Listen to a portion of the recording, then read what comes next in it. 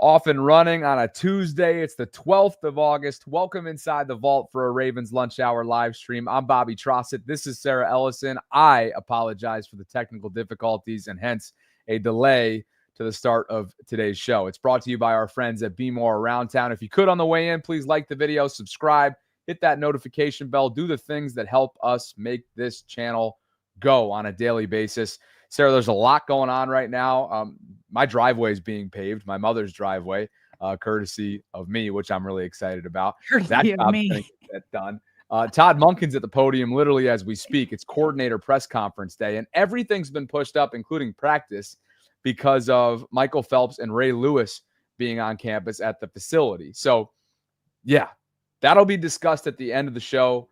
What's going to be discussed first is one of Lamar's biggest skeptics actually calling out hypocrisy that seemingly follows him on a weekly basis. So we'll discuss that. We'll get into some notes from yesterday, notes that comes out literally today in the next hour or so while we're running, just because it's that type of day. It was a walkthrough today, so maybe there isn't going to be a ton that comes out in the next few minutes, but we're going to try our best to get everybody caught up to speed. And with that, it's great to see you. It's great to see you. Glad we made it in. I literally just saw a beat reporter who was at practice today post a picture that said, "My notes from today," and took a picture of his notepad and it said, "Check back tomorrow," smiley face.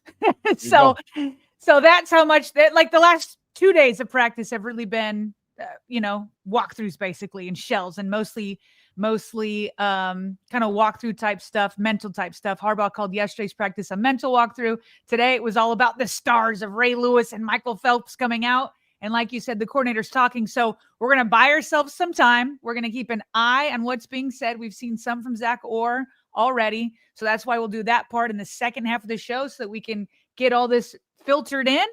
But first, we've got not one, but two major quarterback rankings that came out. The first one we will address is from The Athletic. Mike Sando, an MVP voter.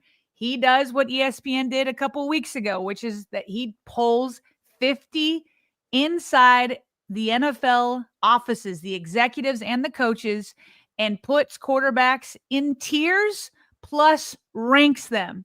So we want to react to that and see what these executives are saying. So what is interesting, in Mike Sando's tier of quarterbacks, for the first time ever, which is insane that this is the first time it's ever happened because he was a two-time MVP, but for the first time ever, these executives and coaches in Mike Sando's rankings put Lamar in tier 1. It's hard to believe he's never been in tier 1 before. There are 5 quarterbacks in tier 1. Most of the guys you'd expect: Patrick Mahomes, Burrow, Allen, Lamar, and then Stafford. Now, it's very important, Bobby, as we discuss this, Mike Sando gives these executives and coaches a definition of what it means to be in tier 1. Okay? A tier 1 quarterback can carry his team each week. The team wins because of him. He expertly handles pure passing situations. That's a key word. He has no real holes in his game. Versus a tier 2, it says that those quarterbacks can carry his team sometimes, but not as consistently. Bobby, the first 2 sentences, there's no dispute. Lamar Jackson's tier 1. Carries his team each week. His team wins because of him. Where you start to get controversy outside of the vault, certainly within these executives, it's where it expertly handles pure passing situations. I think that sentence right there is probably why it's the first time Lamar Jackson has ever made this top tier. So the rankings, however, within the top tier, Lamar's number 4. After Mahomes, after Joe Burrow, after Josh Allen, and then it's Lamar. Just off the top, your reaction to this part of what we've been through so far. Deservedly in tier 1, obviously.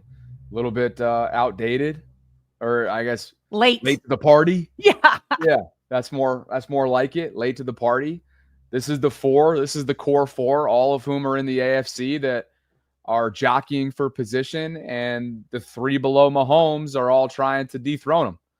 And so this is it's a take your pick kind of core four, if you will. I know that we both believe that Joe Burrow in recent seasons has been maybe overranked, not to take anything away from what he's given to the game, given to his team, most importantly, because he's single-handedly kept his team at least in it, although he hasn't made the postseason since, for a number of reasons, hasn't made the postseason since the Super Bowl trip.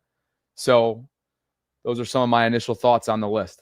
So here's what's funny. So Mahomes and Burrow are tied at number one, and it's because of this. They're the only two that were unanimously by all 50 put into tier one. Josh Allen and Lamar Jackson. Josh Allen was 3 shy of being unanimous. Lamar was 4 shy of being unanimous. Why Joe Burrow is unanimously tier one and Allen and Lamar are not is ridiculous to me. It's silliness. And you said the word, where we both kind of came up with it together, that the executives and coaches are kind of late to the party. Yeah, there's still 4 out there that are extremely late to the party, where we're just closing the door on them. Why? You're not even allowed in anymore. You cannot come in. That you have to be this late to the party, that you put Lamar in a tier 2 that sometimes can carry the team, sometimes a pure passer. And here it is. You can see it over time. Patrick Mahomes, other than 2018, his rookie year, starting in 2020, has always been tier 1. Joe Burrow has been tier 1 basically since 22. Josh Allen has slowly moved up, and then so has Lamar. You can kind of see it there. Here are some of the phrases some of these executives used. They said for Patrick Mahomes, the best quarterback to ever live. Joe Burrow, somebody said the closest thing to Joe Montana that I have seen. Josh Allen, the quote is the toughest quarterback to defend. And Lamar Jackson, they say he's taken leaps and bounds. I say they've taken leaps and bounds to get to the party. Some nice, and again, Bobby, we've noticed this trend. It's always the coaches that speak highly of Lamar. And it's sometimes the executives that are watching film from their desks that do not. Here's a quote from a defensive coordinator in this survey. Lamar has done a really good job, and I do not think it has been him that has let them down in the playoffs. It has been other parts of their team. He has taken leaps and bounds in the last 2 years. Another voter. There is a maturity of how he plays the game, and when he turns on his magic, he said, we played them and shoot. He was almost perfect that day. He is definitely a 1. Guarantee that was a coach. Here's another offensive coordinator. It would have been his 3rd, meaning MVP. You can't win 3 MVPs, still be in your prime and not be a number 1. The offensive coordinator is like, of course he's a number 1. Here's another voter. There was no doubt before because it was off schedule. It was running. It was not sustainable. They have a great defense. They have this. They have that. The offense has put the ball in his hands more to sling the ball around. So for that voter, it was like, okay, now he's showing me with his arm. And then finally, the last defensive coordinator says, I'm a firm 1 on Lamar now. Even last year's game in the playoffs, he brought them back. Mark Andrews drops the ball at the end. Lamar is the total package, a very unique player. Lots of coaches seeing it. So what has been holding him back? I really like this clip from First Things First, Bobby. They have Wright and Mangini, who looks at Lamar Jackson in the game of football in a more traditional manner. And so it's just bananas that you can have Joe Burrow unanimously with 50 votes in tier 1, even though he hasn't gotten his team to the playoffs in multiple years in a row now, whereas Lamar Jackson has. And so they're asking Mangini, why? Like, what is it? What is it that puts Burrow above Lamar and Josh Allen? Josh Allen's done way more in the postseason too. And Wright and Mangini finally gave me a lens of what these executives are thinking inside their buildings. Last year, coming off an MVP, Lamar was tier 2. Remember that? Oh, and wow. So this was Lamar's. And that was those numbers weren't terrific. His passing, yeah. and so these coaches and executives, what they value mirrors a lot of what coach values. which is that last line you read, which is pure passing situations, which is why you could justify having Joe Burrow. Again, he's on the same tier as Josh and Lamar, but Josh and Lamar were not unanimous. Joe was, and it's because other than Mahomes, and this is, I think, the point Coach was making a few weeks ago that I disagreed with him on, but it's echoed here, 3rd and 9, who do you want?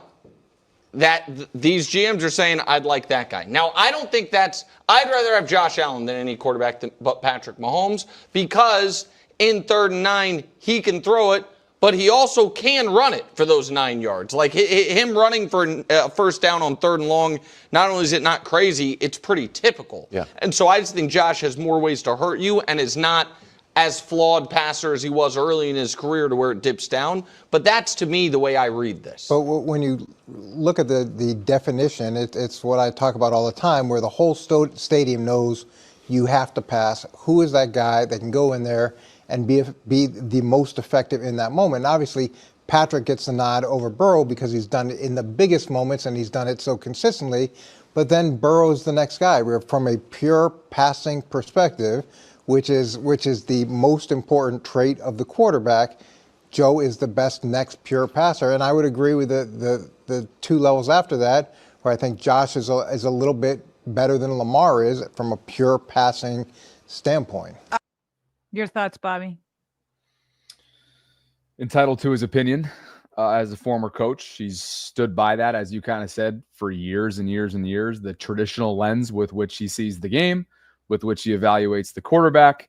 I think he's selling Lamar short, particularly coming off a tremendous, extraordinary year when it comes to accuracy, explosiveness, variety, balance, ball security, everything that came with what should have been a 3rd MVP campaign. This has been Mangini's. This is what he's done for years and years and years. He's got some receipts out there that I know Ravens fans have kept onto over the years when it comes to evaluating Lamar. For the 1500th time, this conversation isn't to diminish anything that Joe Burrow has done, has accomplished, so on and so forth. It's calling it spade a spade. Who has been more valuable to their team in recent seasons and who has become the more prolific player. And without my bias goggles on, you take them off, you take the Ravens goggles off, because we see this team and we watch and cover this team on a daily basis, year round. It's Lamar. And it's Lamar every day of the week and twice on Sunday. That's not to say that Joe isn't all pro. That's not to say that Joe's not going to have an MVP campaign coming up in 2025. It's just, that's the way I see it. And I think a lot of people see it that way too, Sarah, that we're MVP voters too. I think Mina would be very clear on that. And she's been, I think, at the forefront of that discussion. Orlovsky probably would lean more towards where Mangini's at, I would think. So it's just how a lot of it's how you view the game. And those are my thoughts. It's so dumb to me that they're saying, okay, it's 3rd and 9. 3rd and 9. Who do you want the ball in? Whose hands do you want the ball to be in on 3rd and 9 with the game on the line? But then they add a caveat as a pure passer. Well, what happens when a play breaks down? What happens on 3rd and 9 if your tackle, which happens a lot in Cincinnati, lets a pass rusher get through? Then what? Why is it, who do you want the ball to be, whose hands do you want the ball to be in at 39, but only as a pure passer? As if being a threat with your legs too isn't a great thing to have. Oh, and by the way, you 4 people that didn't put Lamar in tier 1, did you watch the Bengals and Ravens games last year? They were shootouts. Both guys had the ball in their hands in the biggest moments. And I remember Joe Burrow throwing a pick to Marlon Humphrey. And Lamar completed his drives. And so Lamar, as we're going to get to when we get to Dan Orlovsky's rankings when it comes down to specific mechanics and things like that, he broke quarterbacks down in 7 different categories. But it's like, Why, oh, why does it only matter that they can throw? Lamar can throw, and then his second play ability is out of this world. And I can't imagine a more important thing when the game is on the line that you have a quarterback that can give you 2 plays on 3rd and 9. Because if something breaks down, he's gonna bail you out more times than not.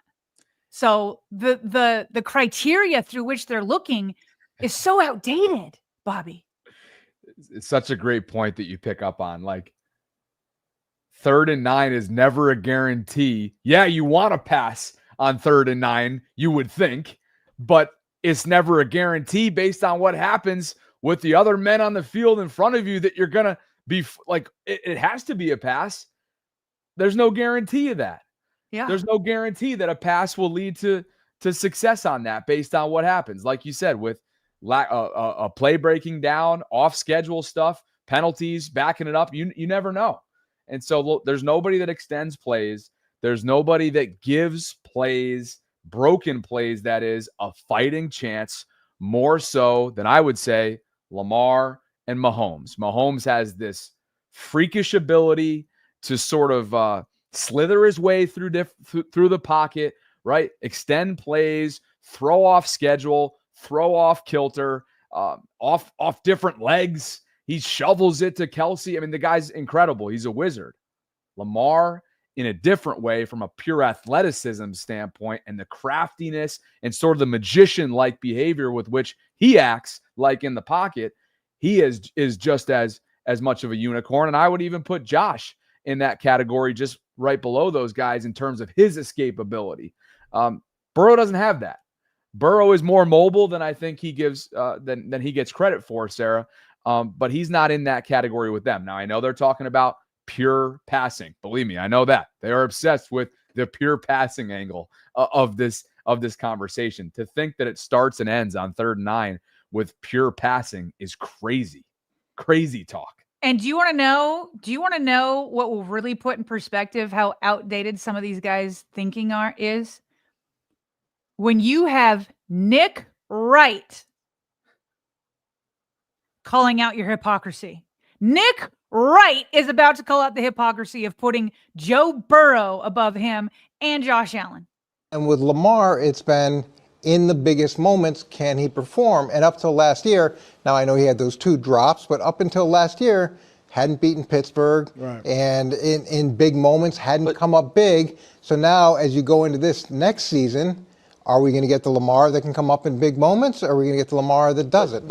And Lamar, I am probably Lamar's loudest skeptic on TV. Yeah. But I can't hold Lamar's playoff failures against him to elevate a guy who hasn't completed a single pass in the playoffs the last couple of years because he hasn't been in it. Like, that to me is dirty pool, to be like, you were here, but because you screwed up in the playoffs, you fell here, and this guy who missed the playoffs just stays there. Like that. But so as that you look to at me the is body not fair. As you look at the body of work, though, you're also, as a GM or head coach, thinking, who can beat the best player in the NFL? And Joe Burrow has shown that he can beat the best player in the NFL. So you get credit for that point. Right.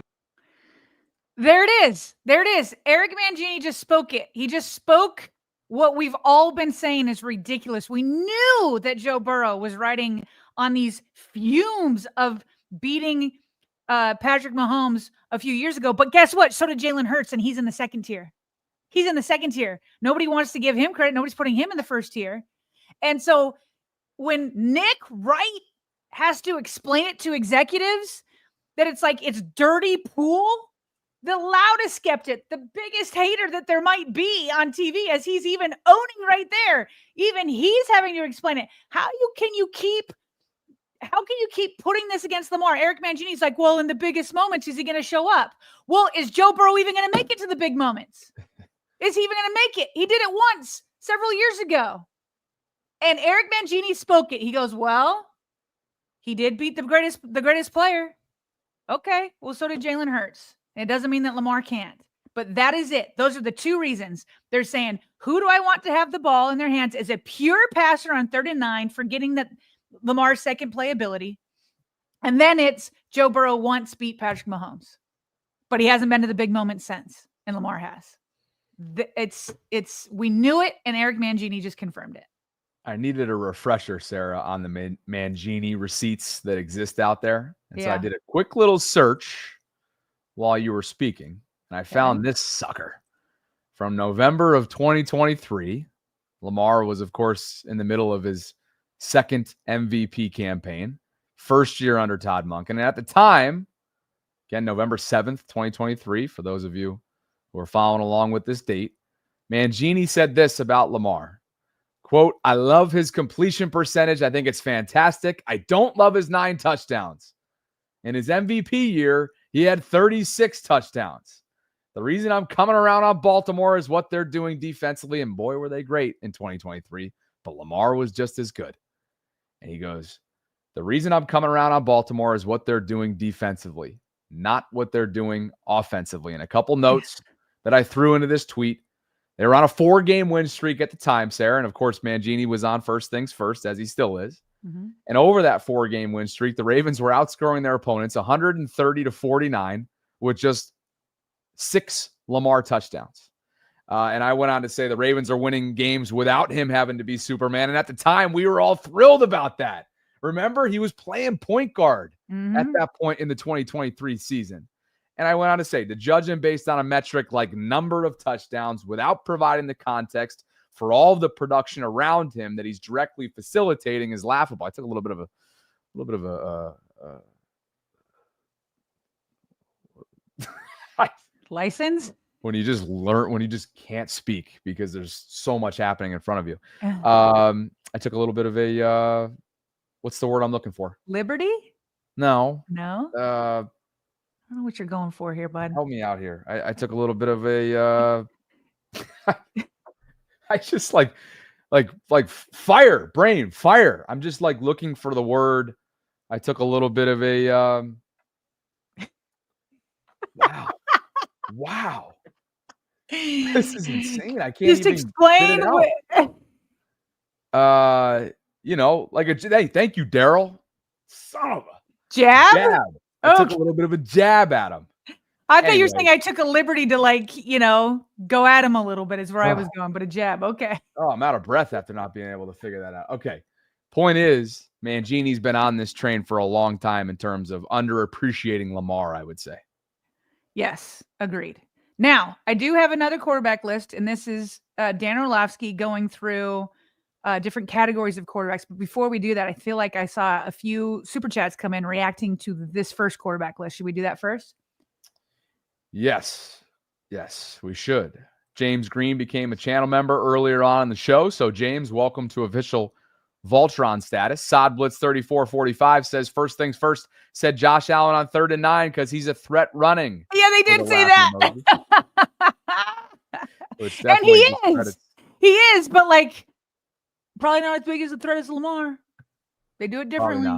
Yeah. No, they're both incredible runners, but Lamar obviously is on another level.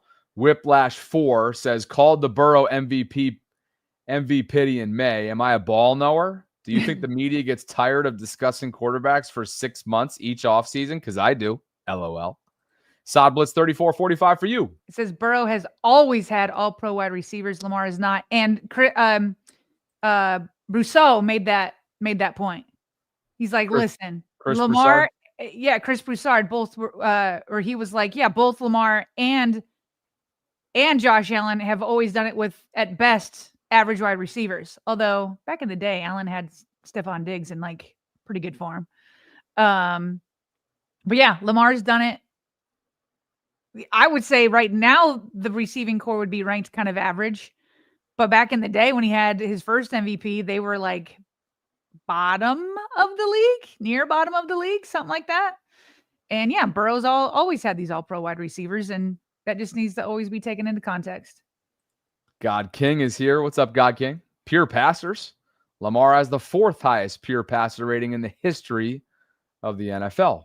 Good nugget there from God King. Gotamus for you, celebrating 3 months of channel membership. He says, by this logic, then Larry Bird surpasses Michael Jordan because Jordan never did beat Bird in the playoffs. Ooh. Really? Jordan never beat Bird? I wonder Going with how Goddard. far into Jordan's career did Larry Bird retire? Before my time. Not mine. It was like my childhood. I loved the NBA back then.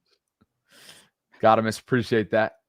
3 months of channel membership for you and over 1,400 concurrents at the moment. I know some folks were coming back in from the press conferences that were live during the beginning of this show. So thanks for being here. If you could like the video on the way in, subscribe to the channel, hit that notification bell, consider becoming a channel member or gift giving membership, and go visit thevaultpod.com/shop where our new apparel line is available to all of you. AI overview. No, Michael Jordan never defeated Larry Bird in the playoffs. Larry Bird's Boston Celtics eliminated Michael Jordan's Chicago Bulls in the playoffs 3 times. In 1986 in the first round, 87 in the first round, and 88 in the second round. Woo! This resulted in a 6-0 playoff record for Bird against Jordan. 6-0, you just named 3. Yeah. Oh, maybe because you have to play so many games in each round. I'm thinking NFL, obviously. Okay. Good to know. Age of the NBA. Yeah. Okay. Anyway. Brian helping us out with some NBA contexts. Larry entered the NBA in 79, Michael in 85. So appreciate it, guys, and appreciate all of you for being here. What else you got, Sarah? Okay. So enter Dan Orlovsky. What he did was rank quarterbacks in 7 different categories: arm strength, ball placement, mechanics, decision-making, pocket presence, rushing ability, and second reaction, which is what I was getting into a little bit in that first topic with the athletic.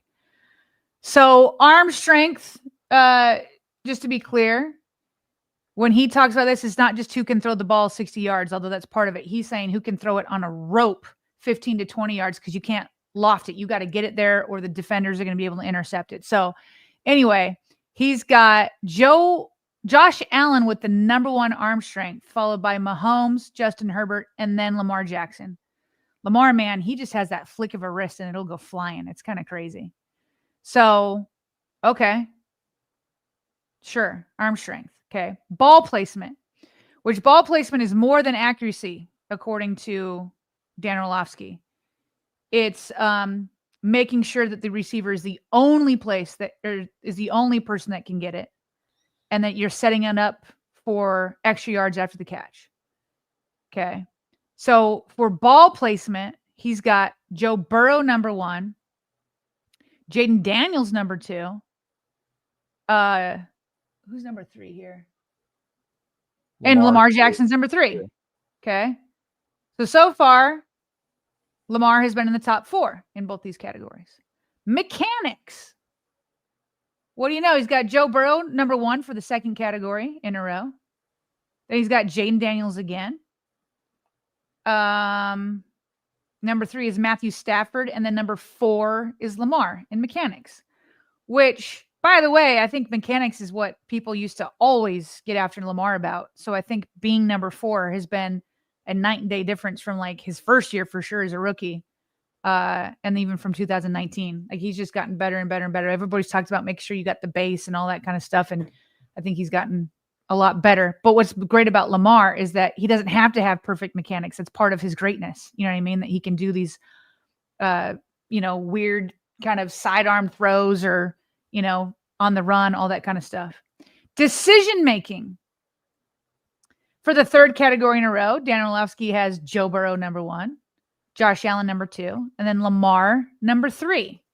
And Dan noted that he felt like both Lamar and Joe Burrow made huge leaps in this area from last year. So good for Lamar. So again, we're now 4 categories in. Lamar is in the top 4 of everything. Now, pocket presence. I love this because people have always said Lamar's not a pocket passer. For the 4th category in a row, he's got Joe Burrow #1. And #2 is Lamar Jackson, Patrick Mahomes #3, CJ Stroud #4. And now here's where Lamar really comes on. Rushing ability, obviously, Lamar's #1. I was a little surprised he had Jalen Hurts #2 and then Josh Allen #3. I thought he might put Josh too. And then a second reaction, which is what I was talking about on those 39s. Lamar Jackson, number 1, which I think is massive. And Patrick Mahomes, number 2. And then Josh Allen, number 3. And so here, I just want to read this right up that he said about the second reaction ability. Jackson and Mahomes are elite on second reaction plays. They remain passers first when it breaks down, dancing for space in the backfield and looking for open targets. But they can also run to threaten the defense at any moment. Jackson's QBR outside the pocket was a league best 92.7 last year, while Mahomes was 6th at 75.8. Jackson threw 11 touchdown passes to 0 interceptions when forced outside the pocket. Now, I want to read, because I talked about pocket presence, but let me back up and talk about his write-up for inside the pocket. He said that Joe Burrow had the league's 4th best QBR from inside the pocket at 71.7, throwing 35 touchdown passes. Jackson is 2nd. And with the QBR inside the pocket, he operates in the pocket in a very different yet equally effective way. Burrow uses subtle movements, but Jackson is more chaotic, moving all over the place to find space. Both work. Jackson edged Burrow in QBR inside the pocket at 74.9. So I don't know why Lamar isn't ahead of Burrow in pocket presence, but because Lamar, Bobby, is in the top 4 in every single category, he's overall number 1. Then it's Josh Allen, and then it's Joe Burrow. Burrow ranked number 1 in 4 categories, but he drops out of the top 5 in all the rest. And rushing ability, he's not even in the top 10. So Lamar, easily the most well-rounded quarterback, which is why we've been saying, Bobby, that he's the prototype for quarterbacks going forward. In the past, people have used Lamar Jackson's legs against him when they criticize him. I think in the future, people are going to say, well, what about your legs? Why don't you have legs? You need it all. That's going to be the prototype for the complete quarterback going forward. And that's why Lamar overall ranks number 1 in all of these categories. I really don't have a problem with any of these categories. In a lot of ways, I think Orlovsky obviously sees the game, you would think, from a lens of the traditional quarterback, because that's what he was, stylistically speaking, during his time in the NFL. When I think about these categories and when I think about Lamar's game, to me, his game almost transcends these categories, because again, it's putting him in each category, puts these players in a box. And then maybe that's the purpose of maybe that's the purpose of the exercise. They're so niche. So you're trying to grade them specifically in categories that, like they are on screen: arm strength, ball placement, mechanics, decision-making. But there are so many things that Lamar does that can't be measured, that are completely immeasurable. And it just reminds me, because we broke it down. What clip did I share earlier in the week coming off the preseason game? I think it was last Friday. It was Coach Evans, right, who shared his thoughts on the Daniel Fa'alele bull rush, and he just got completely. I mean, the play stood no chance with Cooper Rush in the pocket. Lamar has a way of just minimizing, almost dissolving in a lot of ways, his offense's weaknesses. And I don't know how that can ever truly be measured. And there are other quarterbacks that do that as well. Josh Allen, I'm sure, in Buffalo, they'll sing his praises for the way that he keeps plays alive with his mobility and the way that he's crafty. But Lamar does it to the nth degree. And thinking about what he's been doing for years before this onslaught of talent at his disposal around him, I think in a lot of ways allows him to transcend this list. Yeah, transcending the list, because I want to put this in perspective. I got a great clip with Dan and Stephen A. Smith, because while these categories are, important, they're not everything. Because does any of this really translate into winning, right? So, for example, mechanics, Mahomes isn't even in the top 10. Okay. And so, at the end of the day, yeah, you have to have good ball placement as a quarterback. You have to have arm strength, this and that. I can never play quarterback because I don't have accuracy. I don't have arm strength. I don't have pocket presence, all that kind of stuff. So at the end of the day, you do need this stuff, but does it translate to who's the best, who's going to win? No, which is why this clip with Stephen A. talking to Dan about these lists cracked me up. Had a nurse in place, somebody to drug test Dan, somebody to drug test him to make sure everything is okay. What kind of damn sense does that make? First of all, why would this list even exist? You're leaving off a man that has played in 5 of the last damn 6 Super Bowls. The reason why Patrick's not in the top 10 is I would argue that Patrick's greatness is because he's not mechanically flawless. I've argued that one of the great things his parents did was not get him private coaching because he's got magic that is uncoachable. Stephen A. Mechanics are like the repeatable, consistent throwing motion. Joe's at the top, but then a player like Justin Herbert, he's probably at times it was like Meineke or something. Too robotic. Jared Goff, Dak Prescott. So in other words, your list means nothing because it doesn't equate to winning. It means absolutely well, nothing. Yeah, this isn't a top 10 winners list. Your explanation. It's not a top 10 winners list, though. Your explanation, not mine. It's not a top 10 winners list. Yeah, I just want you to know that this it's a top 10 mechanics list. Stephen A, hold on. I'm reading the topic bar, Stephen A. I just want you to know that it's sponsored, too. This mechanics list is sponsored. Dan, up high. Wow. Way to milk it with that. The mechanics list was sponsored. Oh man. Yeah, so at the end of the day, it's like I said, it's not like these lists don't mean anything, but they certainly don't mean everything. And so Stephen A, he's like, okay, so at the end of the day, it's worthless because Mahomes isn't even in the top 10 of mechanics, and yet he's got rings. He's got rings. So let's not read too much into it. You turned that one around on him pretty good there for a list that probably was pretty darn time consuming to essentially say, and not just essentially, but to declare that it means nothing. It's worthless. The list is worthless. That's a shot to the heart there for Dan. Oh, goodness. Dan's laughing all the way to the bank, Bobby. Probably. He continues. He got a great contract extension this offseason by ESPN, and I think a lot of that was deserved. Be More Around Town is the deserving partner because, man, we want to continue to push you guys to consider hopping on a road trip with them, attending a tailgate at home or even on the road, because that is a part of their road trips. And if you click on the link that is in a couple different places, one is a pinned comment right now in the live chat. The other is in the show notes, or you could just go to BeMoreAroundTown.com right now, which is what you see on the screen. You too can go learn about what they have going on. And it's not that far away whatsoever from September 7th. Ravens-Bills, a rematch of the divisional round game last year in January. And they will be traveling back to Western New York. Chris McAllister is the host of this purple tailgate put on by Be More Around Town. And it's going to be awesome. The 6th through the 8th is this road trip. And if you click on the link right here, there are still, oh, look at this. It's getting down to the wire, Sarah. Only 2 rooms remain for the land package. Bus and airfare packages are all sold out.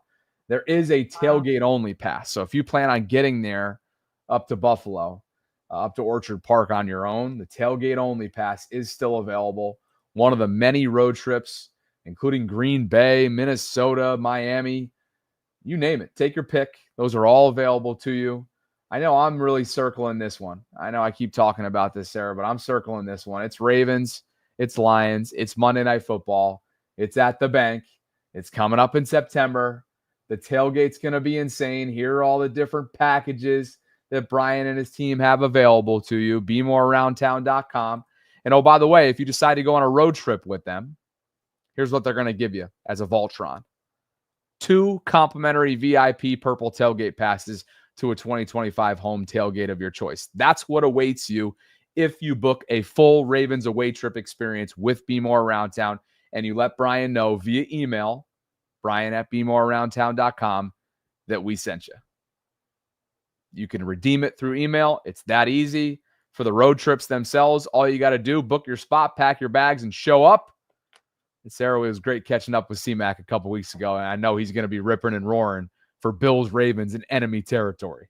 So is it official you're going to Buffalo and you'll be at the Detroit game? Is that official?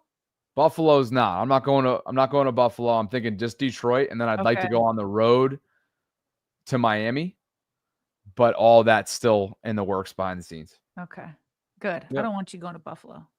No, we don't need a Buffalo plague around here. The plague put you in a tough position. There's no doubt. Well, I was more worried about you, not me. Like, are you okay over there? That was tough coming off the playoff game because we had a lot of seasonal stuff to wrap up, and you were solo, and I was thinking of a funny one-liner, but it just didn't come to me.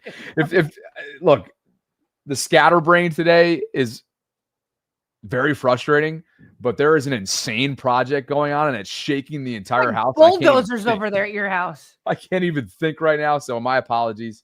But yes, I will not be going to Buffalo.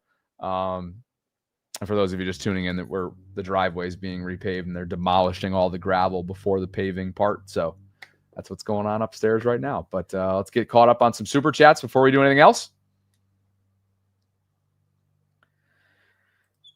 Sod Blitz for you. Dan Orlovsky with the awareness of a guy running out of the end zone. He's always following him, man. Yeah, Dan-O. He'll never escape that. He's never going to live it down during his time in Detroit. Park Heights Prophet in the building. Oh, there's PHP is checking in. We missed you yesterday, PHP. We did. Douglas H. Brown has been MIA as well. We're definitely. These guys working. These guys, I guess, have to work. I'm glad they are. PHP says PHP's checking in late like Bobby. Yes, I was a little bit late. Technical difficulties. We were right on time, ready to go. All the video was fired up and loaded up and ready to go. And then my mic decided to just malfunction. They refuse to give Lamar any leeway, but Burrow gets credit for beating Mahomes once. Well, if 15 is so good, he should be his own tier above all. Just idiocy. One day closer to the chip. Hashtag 20-0. That's a great point. Like if everybody is like, oh, can you beat the best quarterback? Then why is he in the same tier as the other four? Matthew Stafford, by the way, should not have been in there. I like Matthew, but he should have been tier 2. Love Stafford. God King says, but I just want to he should be tier 2, right? Was he 1 or 2? He was 1. Looking back at our graphic. Trust me, sir. You threw in there. Trust me, sir. 3. Yeah, he was. Yeah, he's tier 2. Okay, thank you. Super Bowl champ. Super Bowl champ, though. Super Bowl champ. Hey, God King Joe says, Flacco. Joe Flacco was Super Bowl champ. He was never tier 1. Yeah. I'm just trying to think back to Stafford's run in his first year with the Rams and how good he was throughout that. Hey, Flacco was a massive reason why the Ravens won that playoff. Flacco's postseason can't be. Yeah, it's that was an insane, magical, mystical, in Benson Boone's words. No doubt. Super Bowl run. No doubt. It was Linsanity and then some, to use the Jeremy Lin reference from the NBA. But who won? Remind me who won Super Bowl MVP the year that the Rams. I know that Flacco's run was more ridiculous than Stafford's, but didn't a wide receiver win that? Didn't Cooper Kupp win Super Bowl MVP that year? Yeah, so it wasn't even Stafford. Listen, I hear you. Even if you were trying to argue that, but he didn't win it last year. This is going into this year, and Lamar finally made tier 1. Oh no, I'm not arguing anything. I'm just saying Stafford was Flacco's was just a ridiculous, insane run. Insane. No, Cooper Kupp was named the MVP. That's what I said. Yeah. Yeah, so he wasn't even the MVP of it. No, I know, but it was just. I don't even know what I'm trying to say. Let's read. I already read it. No, I didn't. God King for you. I already read it. No, I didn't. God King says, I just want to point out that the Bills' offensive line was ranked 23rd. Our defensive line couldn't even beat the 23rd ranked offensive line. And then he's got some cursing emojis there. They were that bad, huh? Is that right? The Bills' offensive line was 23rd? I mean, who am I to question God King? He's brought in some good stats in the past. Yeah, when is this? But that seems really low because when you talk about it, you talk about all the quarterbacks, like what they had going for them. Obviously, Joe Burrow's receiving core. For Lamar, it was like the running game and tight ends. And then for Allen, it was his offensive line. I don't think That this is sounds accurate. bananas. God King, you're the man, but I don't think this is accurate. PHP says, Sarah, let Bobby go to Buffalo. Don't deny him the opportunity to roll with me in my away game form. It's once in a lifetime adventure. Hashtag 1-0 to hashtag 20-0. I like how PHP is acting like I actually have control over whether you go to Buffalo. Like, if you want to go, you're going to go. So, hey, I'm cool with it, PHP. If you can just make sure he doesn't drink the energy drinks and he goes to bed or has a nap or something. I just need him to sleep. I just need you to sleep. Yeah, that goes back to our conversation debate from earlier in the week about will I go sober of energy drinks. Nothing replaces sleep. Nothing. You can I trick agree. your body. You can trick your body for a minute. I agree with that. But you're going to trick it into getting sick. Well played. Live chat's helping us out with kind of reaffirming what we already knew about the Bills' offensive line. That was a top 5 unit last year. Yeah. So I think God King. PFF, they say number 3 on PFF. Yeah, that sounds right. Yeah. So thanks to the chat for helping us out. Sodblitz says, don't know if you guys saw, but I spruced up that Lamar playoff stats graphic. Tag Bobby on Discord and Sarah on X. Even put one with you guys in Discord. Wait, what? I did not see that. Where are my mentions over here? When did you do this, Sodblitz? I got him. I've got so many tagged tweets. It's not even. I got the You boy got it at on work. Discord? I got him. Let's see it. Okay, live audience. Audio only audience. It is. Oh. So he's saying this is the one where I brought in some stats and he put them into a graphic? Yeah, he did a good job. Oh, yeah, that's really good. Yep, he did a good job. What's the difference between this? Oh, I see what playoffs. he did. Yeah. I see what he did right here. Oh, and he gave us credit down there. So yeah, he threw the banner on. That's nice of you, Sod. That's great, Sod. In fact, yeah, I'm gonna have to get that because I want to store it away. Good stuff. I just use a simple spreadsheet. Sod's got the graphics going on. People are calling for you in the Discord. I know that's a calling for me. What, to join? Well, they want to see as much as possible. Hey, here's my question. Where's Chris? Where's Chris been? CRYS? Yeah. Yeah, where has Chris been? And Tila, too. Yeah. Huh? Are they in the Discords? Where's everybody at? I don't. All right. Romy, just the last few hours. Evan, Romy, Kohler Express, which is funny. Baragorn, Mike M have all been sort of like the usuals. Yeah. Dre Dog's telling me not to join Discord. He's looking out for it, I guess. I feel like Dre Dog's got good advice around here. Touch and go. Well, he's a good topic developer. Oh, they're saying Chris was here yesterday. They're going to be like, she and Tila aren't going to forget that we called them out. Touch and go 2044 says, finally, I made a live episode. Thanks for everything, guys. Burrow has always averaged with great receivers. Burrow was always average with great receiver. I assume is what he's trying to say here. Yeah. Bauer power for you. By the way, I agree, Bobby. Those Celsius sure do have some delightful and exciting flavors. Orange Jamo, Orange Celsius, and Sprite is a makeshift OJ crush. Don't encourage him. Bauer power. I do have the taste buds for a Celsius here and there. Then just go get an OJ. Just go get a crush. I do. An orange crush? Yeah, an orange crush. Just go do that instead. You sure you want me showing up to the show with an orange crush in my system? Oh, were you thinking about orange soda? Yeah, that's what he's saying is putting that together tastes like that soda. So just go drink the soda. But I got Baltimore on my mind, though. An orange crush ain't soda and be more. That's for sure. All right. Are we through all the super chats? We got to get to today's practice. Not the cleanest, most polished episode ever from yours truly. My apologies. What's funny is I thought you were going to kill it today because you started the day with so much energy.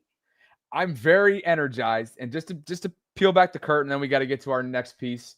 We have a 2:00 meeting too, which we're very excited about. New sponsor is being locked down here shortly. Live chat's cracking me up. I had a mic malfunction at 12:01.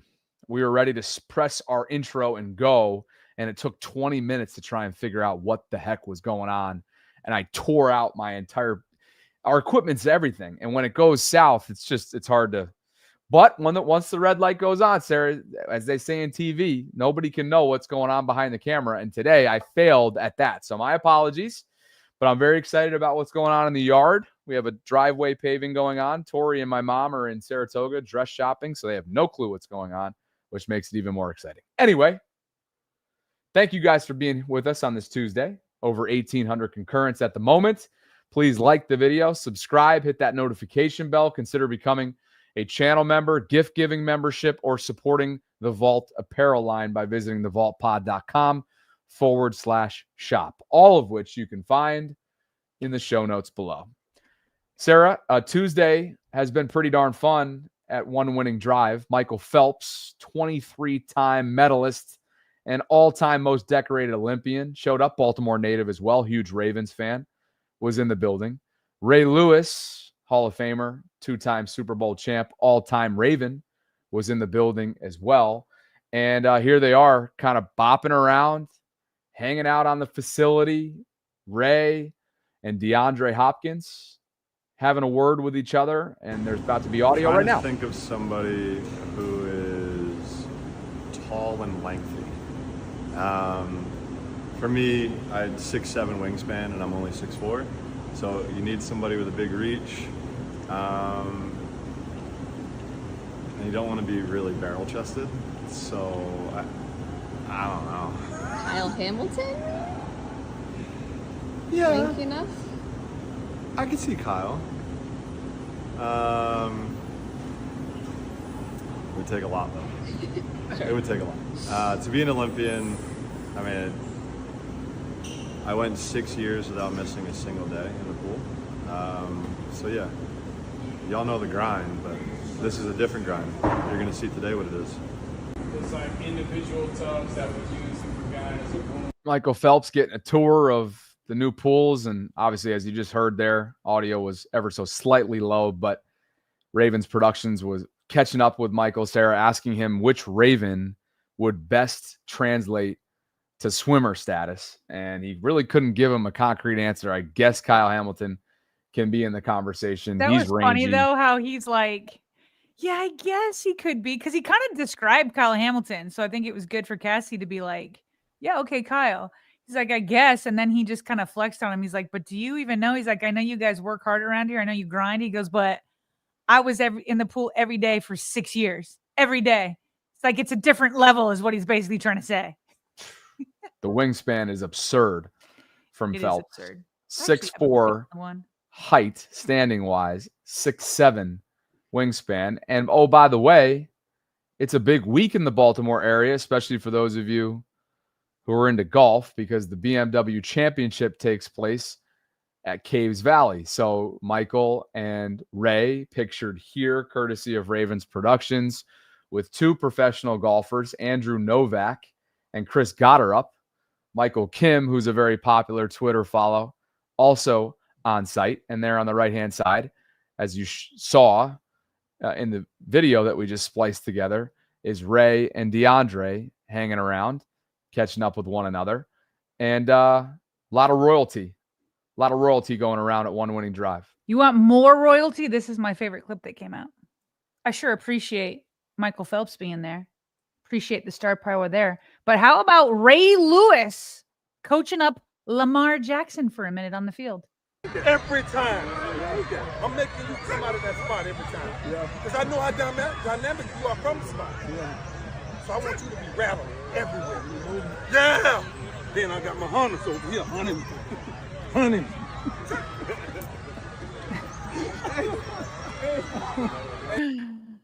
That's like big brother, little brother. I don't know, father, son. Probably could be old enough to be his dad. But Bobby, right there, that picture right there, where you got Lamar, Ray, and Michael Phelps.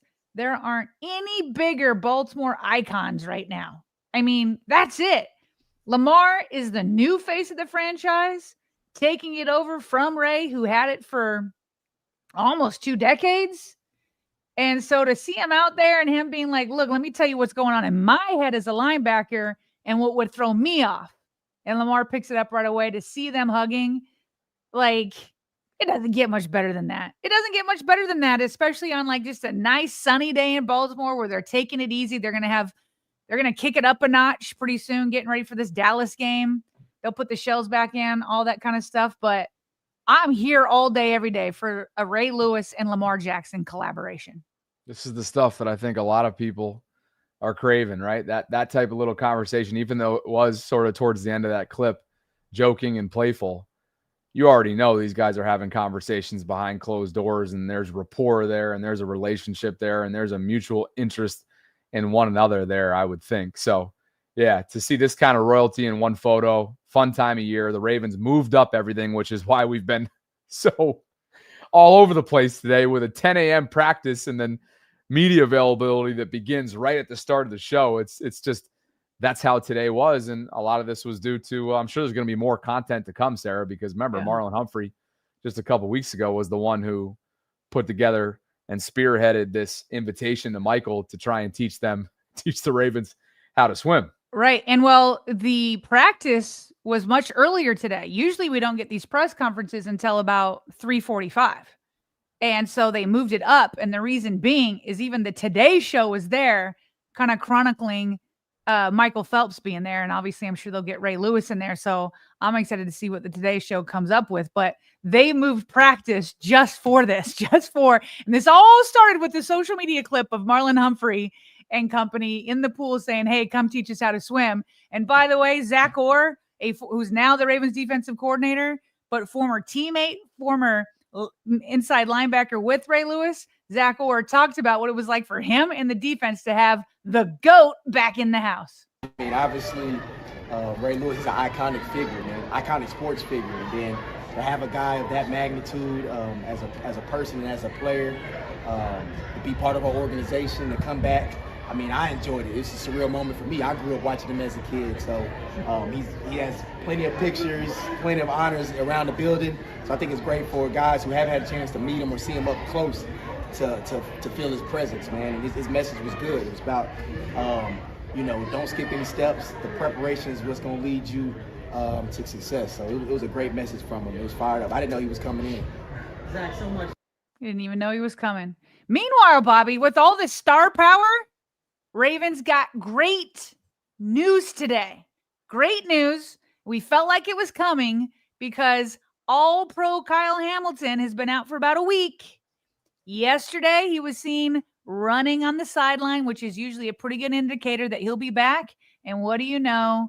Indeed, Kyle Hamilton returned to practice. Luckily, John Harbaugh was correct when he said it wasn't a serious injury. And so the All-Pro is back, which is great because he needs to be practicing with his rookie counterpart in Malachi Starks. And we've seen it before. PFF has already said it.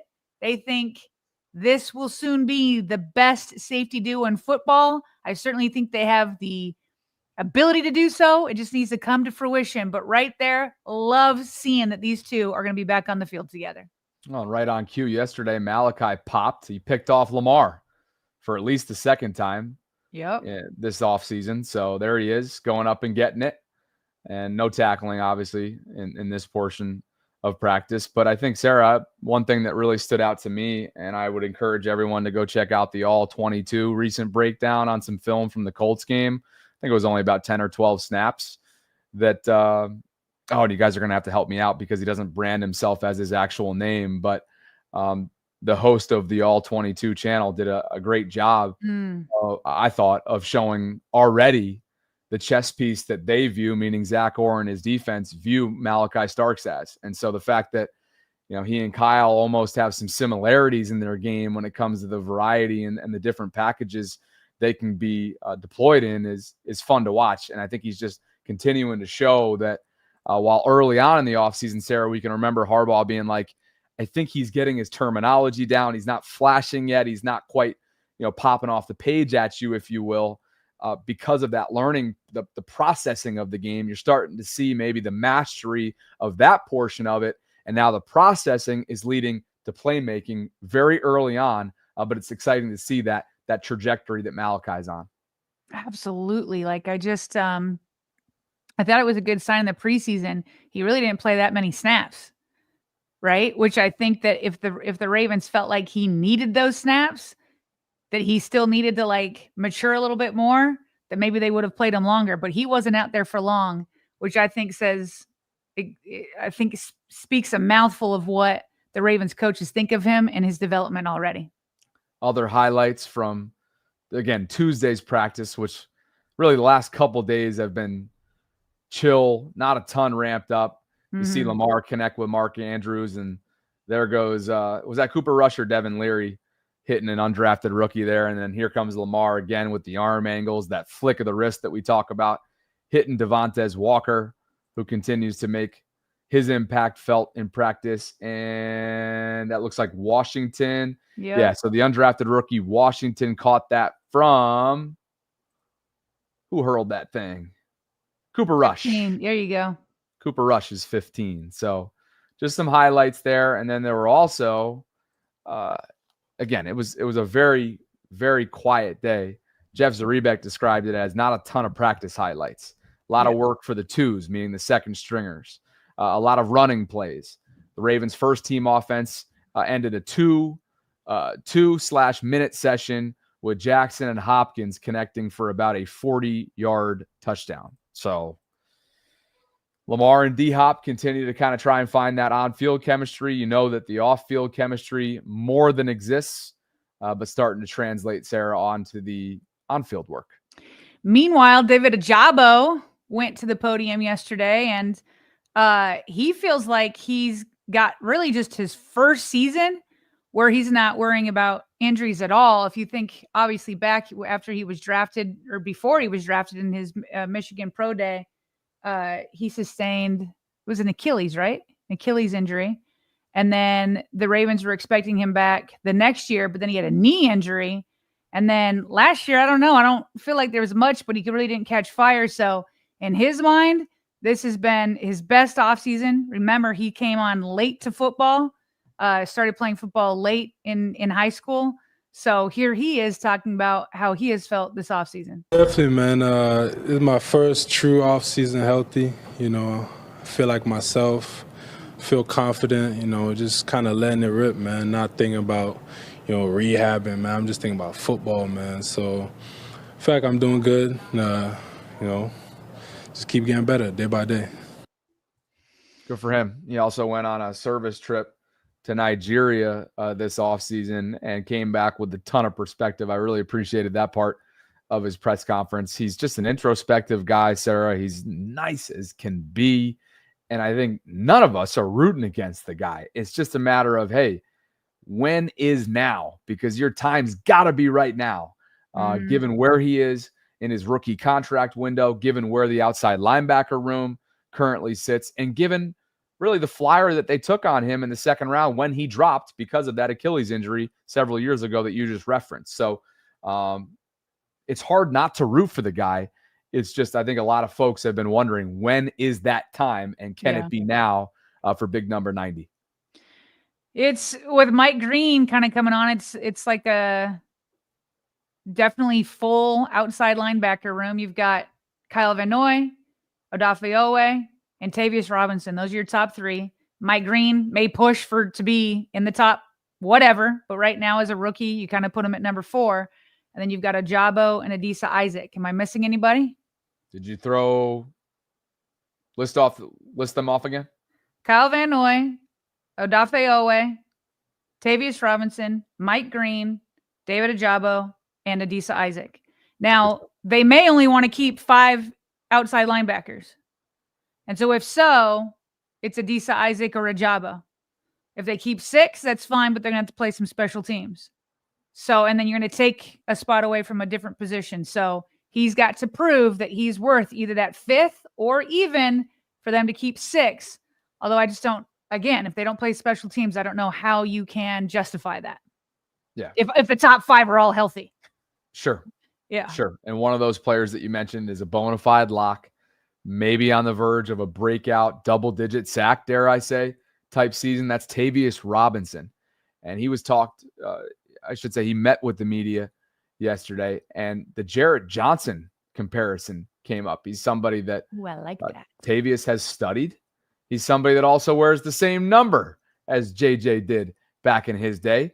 And here is Tavius Robinson talking about the former Ravens great. Not only that, but we wear the same numbers. So I've watched as many podcasts, as many, like, everything that he's been on, just trying to, like, tap into his mental a little bit and you know, his highlights as well, because, you know, he was a guy that, you know, maybe didn't get all the credit and stuff that he deserved, you know, sack-wise and pass-rush-wise, but he was a dominant run defender, dominant, physical, gritty player. So, yeah, I've done a couple of deep dives on him and kind of gone through his career here, and yeah, he's a legend for sure. So it's a blessing to wear his number. Yeah. Is he a guy that you kind of emulate? Would you say? Is that fair to say? 100%. Yeah, the way he played, the physicality, the effort that he played with, 100%. Yeah. Tavius Robinson, Sarah, I think he's starting to embody what the word grit represents.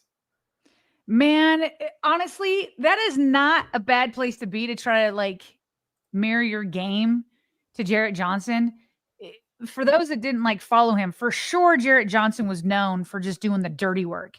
And he was always in the shadows of, like, Terrell Suggs. He'd play on the opposite side of Terrell Suggs, but there was Ray Lewis, there was Ed Reed, there was Haloti Ngata. I mean, so many big names. But Double J just, like, grabbed his lunch pail and he came to work every day. And he did. He sealed the edge like nobody else. I mean, he got his sacks too, but that was more what Terrell Suggs did. But it was just like he was so reliable. And Bobby, what he did had him last in the league for 12 years.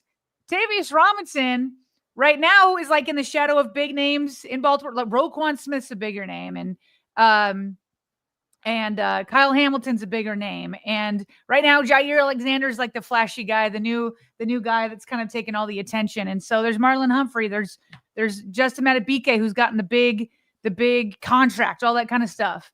And Tavius Robinson is just quietly doing his work. He's quietly become so reliable. I think Jarrett Johnson is a great guy for him to model his game after, and just go ahead and put together a 12-year career doing that. I love it.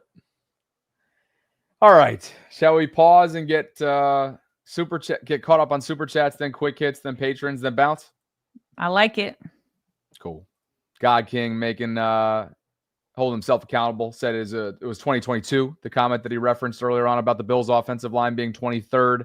They were indeed 3rd last year, as you confirmed. Pen 15 Shaft, celebrating 5 months of channel membership. This is for you, Sarah. It says Michael, Ray, and Lamar are 3/4 of Baltimore sports, Mount Rushmore. No doubt. Yeah. Cal's got to be the 4th, right, Penn? Johnny Unitas? You throwing Cal in there? Cal? Well, shoot. Yeah. I mean, wow. If there can but if we're just talking about Baltimore sports, but Michael's like the most decorated Olympian of all time. He's got to be there. Man, if there can only be 4, I hate to say it, but until he wins the bowl, I think you got to give it to Unitas and have Ray, Michael, and Cal up there with him. And Lamar's got to get himself a championship. Well, when he does, who's coming off? There's the easy answer to that is that wait, I gave you right. You gave us an easy out for now. We can deal with that problem another time. Look, I think the easy answer to that is that Michael, let's just call him, he transcends everything because of his it's a global status type thing, the pride of country. So let's call him. That makes no sense, because if he's the pride of country, he should be Baltimore's best. It's impossible. Who's your 4? Who you taking off once Lamar gets the Super Bowl? Good luck. Good luck. That's rough. But Cal has to be up there. He has to be in there. Ray has to be in there. I just hate that baseball has to be in there. Sorry. Cal has to be in there. I understand. Douglas H. Brown Sr. is here. He answered the call. This one's for you. He says, missed you guys for a couple days. Thanks to all of you for your prayers. The Lord has been blessing me with more work. Good. Good. We're just glad you're good, because when you go silent, and silent's the wrong word, but when you go MIA maybe for a show or a half a show or an hour even, we tend to worry, because that's how much we love your presence, especially when you come with gifts. He comes bearing gifts. We love you regardless, but 5 channel memberships have been donated thanks to Douglas's generosity. Great to have you back. So he just went 3 for 3, $20 super chat, 5 gift giving, 5 Voltron gift, and now a $10 super chat, just letting everybody know, as we definitely knew, that he is in the house finally. Great to have you, Douglas. And another one, 4 for 4. He says, nice shirt, Bobby. Have you noticed all the comments today about your shirt? No, not at all. There's been a ton of comments about your shirt. What's everybody? They're commenting on my chest hair. I barely have any chest hair. They're commenting on my chest hair. Thank you for They blame my the technical difficulties on the shirt, Bobby. I think I'm probably the shirt. Sarah, I think I'm probably, yeah, you can blame. Sure. If anybody feels like they need to divvy up blame, then you know then what I've sounds noticed? good to me. And then Maybe sorry, go ahead.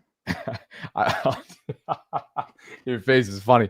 No, just wanted maybe to give an excuse for wearing this, or get down to the bottom of why I chose it among the many in the wardrobe, including all the vault stuff that I now have, is because I just booked Mom's flight, and I should say she booked it, but Tori's in town for Denver, my younger sister, and we had a wedding this weekend. Tori and I essentially bullied her in, even though she really wanted to do it, but she just needed a little bit of a push. Yeah. We're going to Belize to celebrate her 60th birthday in November. And she's booked. And I think in celebratory fashion, maybe this is something I would wear on the beaches of Belize. For sure. I feel like both you and I have brought in some more summery kind of shirts. But here's what I've noticed with the chat. If you wear anything that's not a solid color, it throws them off. And I just wonder if that's a camera thing. Because like in real life, stuff like that pops. And you're like, oh, you look nice today. Like, I can't tell you how many times I get compliments when I wear something that's not just a solid like tee like this. Yeah. And it's great off camera, but I think on camera, it might be distracting. People hate it when I wear anything other than solid colors. Well, that's we what got a lot of them. We got plenty of them. So there's going to be more where that came from. Yeah. You know? Mixed a cutie. No. What's she saying? Nothing. Keep going. Oh boy.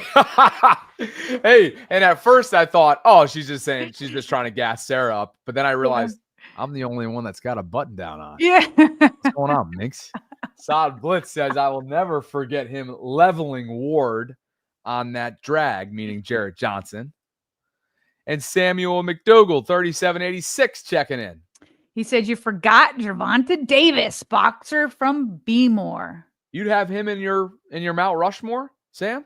Oh, he's great, but I don't know if I would go Mount Rushmore for him. No. For all of Baltimore I can't have him in sports. there. I can't have him in there. It's just, there's only,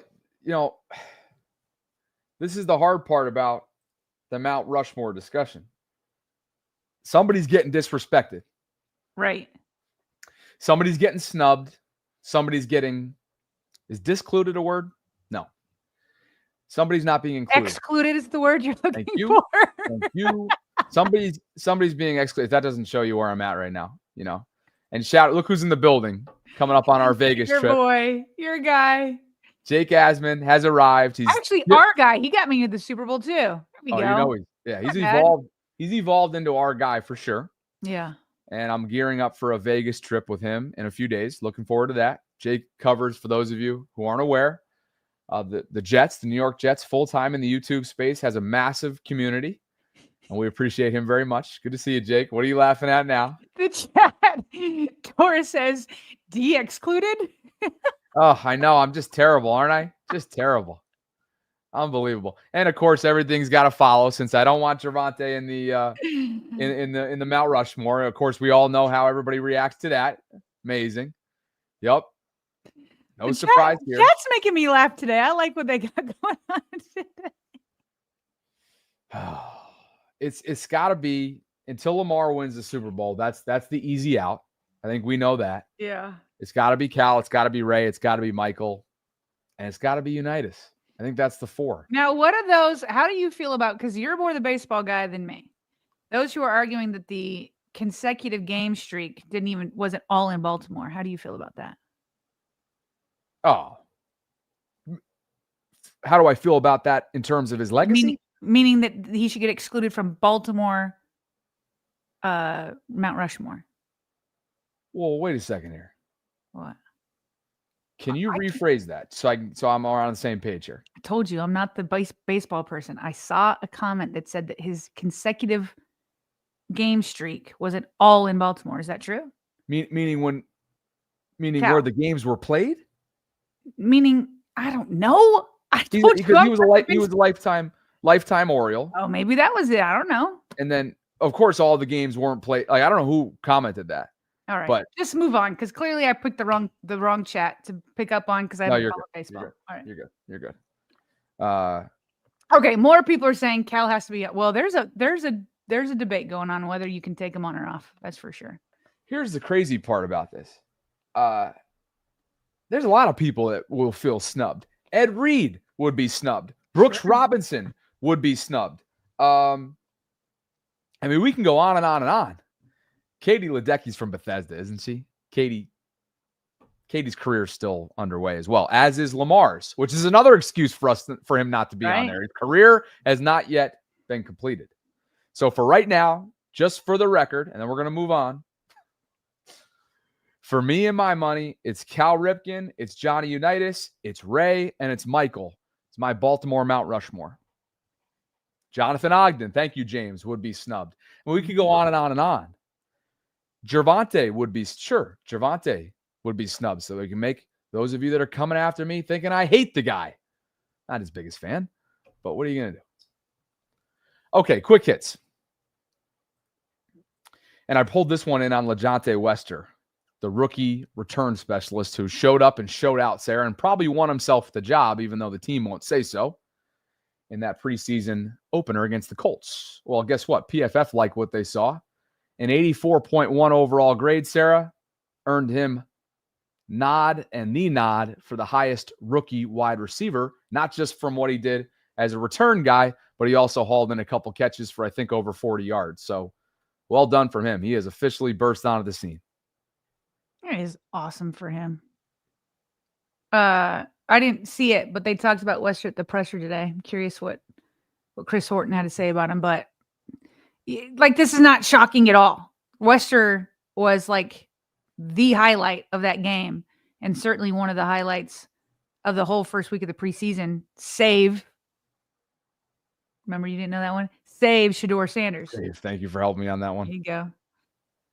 Save Shedeur Sanders. Wester was nothing short of amazing in that first preseason game. Elsewhere, visits. Jordan Schultz noting that Boston Scott was worked out by the Ravens. He's a veteran running back. He's a former Philly back. He's healthy, according to Schultz and his sources. He's in terrific shape and waiting for the right opportunity to join a team before the season. They also just took a look at Gaskin, right? A few days ago. Yep. So looking for some guys to help them get to September 7th, Sarah. Get through the rest of training camp. Get through the next couple preseason games. Be careful with Keaton, who's dealing with a minor setback.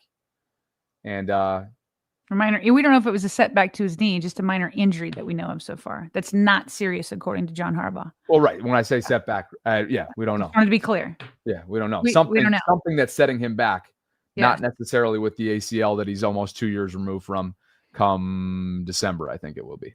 So, yeah.